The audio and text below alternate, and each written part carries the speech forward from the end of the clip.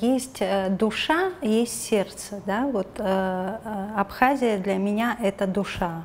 Я каждый раз здесь возвращаюсь к жизни. После того, как я получила решение суда, постановление мне прислал адвокат, я узнала о том, что Сухумский городской суд узаконил отъем моего единственного жилья. На проспекте Мира, раньше так называлась улица, в центре города, дом моей прабабушки Барановская Мария Дмитриевна. Вот, после нее передалось моей маме, а потом мне.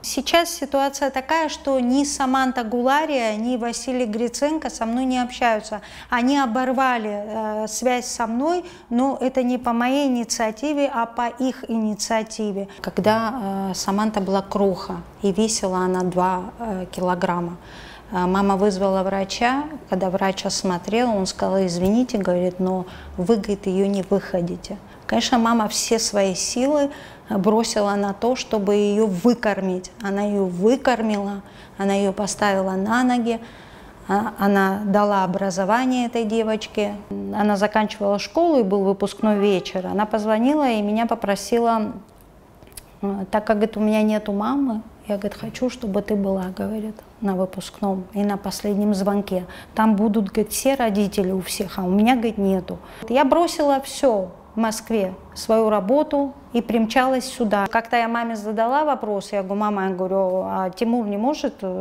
помочь? Девочка-то растет, это много всего хочется и надо. Но она сказала: говорит, откуда у него? Он там юристом в Синопе работает, там копейки, говорит, у него просто нету, говорит, возможности. Никогда в жизни разговора о том, что здесь что-то Самантина, нет. У Саманты есть отец, у Саманты есть муж, есть там дом, есть там дом. При чем тут вообще я? И при чем тут моя мама? Почему она должна кому-то что-то отдавать, а не своей дочке? Понимаете, я просто даже не думала, что это нужно говорить на суде, потому что, а для чего, если это юридической стороны никакой? Это моя обязанность была смотреть за мамой, я так считаю.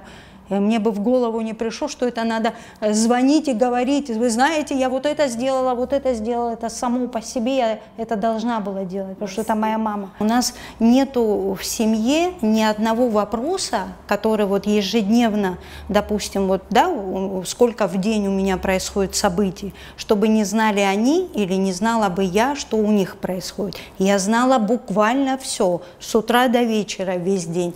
Каждый день, на протяжении всех лет, потому что у нас были очень тесные отношения. Столько, когда ты делаешь добра, люди не смогут сказать, что они это не видели или они это не знают. Это невозможно.